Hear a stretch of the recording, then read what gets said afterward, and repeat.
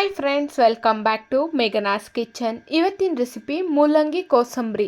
ಸಿಂಪಲ್ಲಾಗಿ ಟೇಸ್ಟಿಯಾಗಿ ಈ ಮೂಲಂಗಿ ಕೋಸಂಬರಿನ ಮಾಡ್ಕೊಳ್ಬೋದು ಕಡಿಮೆ ಸಮಯದಲ್ಲಿ ಮತ್ತು ಕಡಿಮೆ ಪದಾರ್ಥಗಳನ್ನು ಬಳಸ್ಕೊಂಡ್ಬಿಟ್ಟು ಹೆಲ್ತಿಯಾಗಿ ಯಾವ ರೀತಿ ಮೂಲಂಗಿನ ಬಳಸ್ಕೊಂಡ್ಬಿಟ್ಟು ಕೋಸಂಬರಿ ಮಾಡೋದು ಅಂತ ನಾನು ನಿಮ್ಮ ಜೊತೆ ಶೇರ್ ಮಾಡ್ತಾ ಇದ್ದೀನಿ.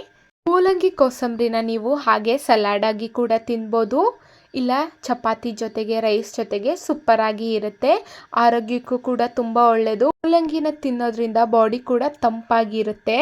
ಯಾವ ರೀತಿ ಮೂಲಂಗಿ ಕೋಸಂಬರಿ ಮಾಡೋದು ಅಂತ ನೋಡೋಣ ಬನ್ನಿ.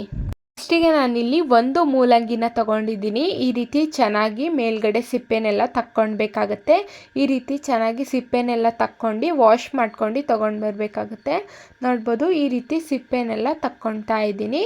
ಈ ರೀತಿ ಸಿಪ್ಪೆ ತಕ್ಕೊಂಡು ಇಟ್ಕೊಳ್ಬೇಕಾಗತ್ತೆ. ಸಿಪ್ಪೆ ತೆಗಿಯೋದ್ರಿಂದ ಮೇಲ್ಗಡೆ ಮಣ್ಣಿನ ಅಂಶ ಇರುತ್ತೆ, ಮಣ್ಣೆಲ್ಲ ಇರುತ್ತೆ. ಹಾಗಾಗಿ ಚೆನ್ನಾಗಿ ಸಿಪ್ಪೆನೆಲ್ಲ ತಕ್ಕೊಂಡ್ಬಿಟ್ಟು ವಾಶ್ ಮಾಡ್ಕೊಂಡು ಚೆನ್ನಾಗಿ ತೊಗೊಂಡು ಬರಬೇಕಾಗತ್ತೆ. ನೋಡ್ಬೋದು, ಈ ರೀತಿ ಚೆನ್ನಾಗಿ ಸಿಪ್ಪೆ ತಕ್ಕೊಂಡು ಇಟ್ಕೊಳ್ಬೇಕಾಗತ್ತೆ. ಈ ರೀತಿ ಆದರೆ ಸಾಕು. ಇದನ್ನು ನಾವು ಸೈಡಿಗೆ ಎತ್ತಿಟ್ಕೊಳ್ಳೋಣ. ನೋಡ್ಬೋದು, ಸಿಪ್ಪೆನೆಲ್ಲ ತಕ್ಕೊಂಡು ಈ ರೀತಿ 2 ಭಾಗವಾಗಿ ಕಟ್ ಮಾಡಿ ಇಟ್ಕೊಂಡಿದ್ದೀನಿ. ಈ ರೀತಿ 2 ಭಾಗ ಮಾಡ್ಕೊಳೋದ್ರಿಂದ ತುರಿಯೋದಕ್ಕೆ ಈಸಿ ಆಗುತ್ತೆ. ಹಾಗಾಗಿ ನೋಡ್ಬೋದು, ಇವಾಗ ನಾವು ಇದನ್ನು ತುರ್ಕೊಳ್ಬೇಕಾಗತ್ತೆ. ಎರಡೂ ಚೆನ್ನಾಗಿ ಈ ರೀತಿ ತುರ್ಕೊಂಡು ಇಟ್ಕೊಳ್ಬೇಕಾಗತ್ತೆ.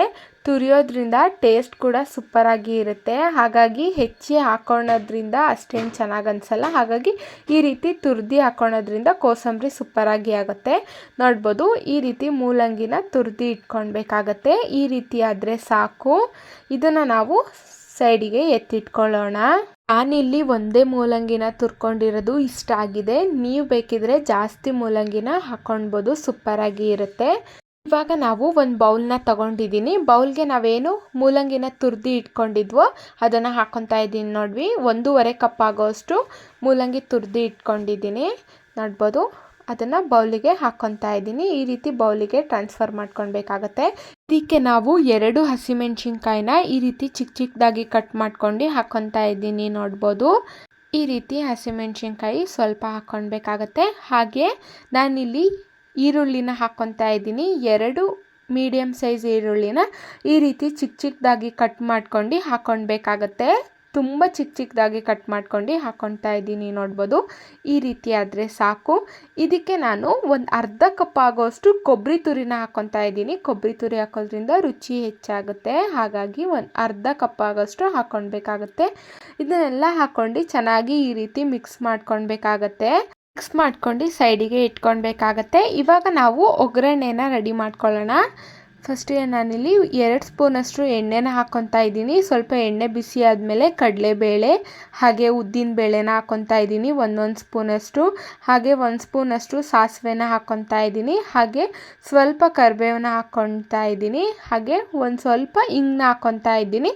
ಇದನ್ನೆಲ್ಲ ಹಾಕ್ಕೊಂಡು ಈ ರೀತಿ ಒಗ್ಗರಣೆನ ಮಾಡ್ಕೊಳ್ಬೇಕಾಗತ್ತೆ. ನಾವೇನು ಆವಾಗಲೇ ಮೂಲಂಗಿ ಮತ್ತು ಕೊಬ್ಬರಿ, ಈರುಳ್ಳಿ, ಮೆಣಸಿನ್ಕಾಯಿ ಎಲ್ಲ ಹಾಕಿ ಮಿಕ್ಸ್ ಮಾಡಿ ಇಟ್ಕೊಂಡಿತ್ತು, ಅದಕ್ಕೆ ನಾವಿವಾಗ ಈ ಒಗ್ಗರಣೆನ ಸೇರಿಸ್ಕೊಳ್ಬೇಕಾಗತ್ತೆ. ಇದಕ್ಕೆ ನಾವಿವಾಗ ಸ್ವಲ್ಪ ರುಚಿಗೆ ತಕ್ಕಷ್ಟು ಉಪ್ಪನ್ನ ಹಾಕ್ಕೊತಾ ಇದ್ದೀನಿ. ಉಪ್ಪು ಎಷ್ಟು ಬೇಕಷ್ಟು ನೋಡ್ಕೊಂಡ್ಬಿಟ್ಟು ಹಾಕ್ಕೊಳ್ಳಿ. ಹಾಗೆ ಸ್ವಲ್ಪ ಕೊತ್ತಂಬರಿ ಸೊಪ್ಪನ್ನ ಈ ರೀತಿ ಹಾಕ್ಕೊಳ್ಬೇಕಾಗತ್ತೆ. ಈ ರೀತಿ ಹಾಕ್ಕೊಂಡು ಚೆನ್ನಾಗಿ ಈ ರೀತಿ ಮಿಕ್ಸ್ ಮಾಡ್ಕೊಳ್ಬೇಕಾಗತ್ತೆ. ಒಗ್ಗರಣೆ ಎಲ್ಲ ಕರೆಕ್ಟಾಗಿ ಮಿಕ್ಸ್ ಆಗಬೇಕು. ಆ ರೀತಿ ಚೆನ್ನಾಗಿ ಒಂದು 5 ಮಿನಿಟ್ಸು ಮಿಕ್ಸ್ ಮಾಡ್ಕೊಳ್ಬೇಕಾಗತ್ತೆ. ನೋಡ್ಬೋದು, ಈ ರೀತಿ ಚೆನ್ನಾಗಿ ಮಿಕ್ಸ್ ಮಾಡಿ ಇಟ್ಕೊಳ್ಬೇಕಾಗತ್ತೆ. ಈ ರೀತಿ ಮಿಕ್ಸ್ ಮಾಡ್ಕೊಂಡು ಇಟ್ಕೊಂಡ್ರೆ ಮೂಲಂಗಿ ಕೋಸಂಬರಿ ರೆಡಿಯಾಗಿದೆ ಅಂತ. ನೋಡ್ಬೋದು, ಎಷ್ಟು ಸುಲಭವಾಗಿ ಈ ಮೂಲಂಗಿ ಕೋಸಂಬರಿನ ಮಾಡ್ಕೊಳ್ಬೋದು ಅಂತ. ಮೂಲಂಗಿಯಲ್ಲಿ ತಂಪಿನಂಶ ಇರುತ್ತೆ. ಈ ರೀತಿ ಮೂಲಂಗಿ ತಿನ್ನೋದ್ರಿಂದ ಬಾಡಿ ಕೂಡ ತಂಪಾಗುತ್ತೆ. ಹಾಗೆ ಮೂಲಂಗಿ ತಿನ್ನೋಕ್ಕಾಗೋದಿಲ್ಲ ಅಂತ ಅಂದರೆ ಈ ರೀತಿ ಮೂಲಂಗಿ ಕೋಸಂಬರಿನ ಮಾಡ್ಕೊಂಡು ತಿನ್ನಿ, ಸೂಪರಾಗಿ ಇರುತ್ತೆ. ಸಿಂಪಲ್ಲಾಗಿ ಕ್ವಿಕ್ಕಾಗಿ ಈ ರೀತಿ ಮೂಲಂಗಿ ಕೋಸಂಬರಿನ ಮಾಡ್ಕೊಳ್ಬೋದು. ನಾನು ತೋರಿಸೋ ವಿಧಾನದಲ್ಲಿ ನೀವು ಒಂದ್ಸತಿ ಟ್ರೈ ಮಾಡಿ. ಇಷ್ಟೇ ಸಿಂಪಲ್ಲಾಗಿ ಟೇಸ್ಟಿಯಾಗಿ ಈ ರೀತಿ ಮೂಲಂಗಿ ಕೋಸಂಬರಿನ ಮಾಡ್ಕೊಳ್ಬೋದು. ಇದನ್ನು ನೀವು ಚಪಾತಿಗೆ ಹಾಗೆ ಸಲಾಡ್ ಆಗಿ ಕೂಡ ತಿನ್ಬೋದು, ಸೂಪರಾಗಿ ಇರುತ್ತೆ. ಈ ರೆಸಿಪಿ ಏನಾದರೂ ಇಷ್ಟ ಆದರೆ like, share, comment and subscribe. Thank you for watching. ಇದೇ ರೀತಿ ಸಿಂಪಲ್ ಆ್ಯಂಡ್ ಈಸಿ ರೆಸಿಪಿಗಾಗಿ ಮೇಘನಾಸ್ ಕಿಚನ್ನ ಸಬ್ಸ್ಕ್ರೈಬ್ ಮಾಡ್ಕೊಳ್ಳಿ. ಹಾಗೆ ಪಕ್ಕದಲ್ಲೇ ಕಾಣುವ ಬೆಲ್ಲೈಕನ್ನು ಕ್ಲಿಕ್ ಮಾಡಿ. ನಾನು ಯಾವುದೇ ವಿಡಿಯೋ ಅಪ್ಲೋಡ್ ಮಾಡೋದನ್ನು ಫಸ್ಟ್ ನೋಟಿಫಿಕೇಷನ್ ನಿಮಗೆ ಬರುತ್ತೆ.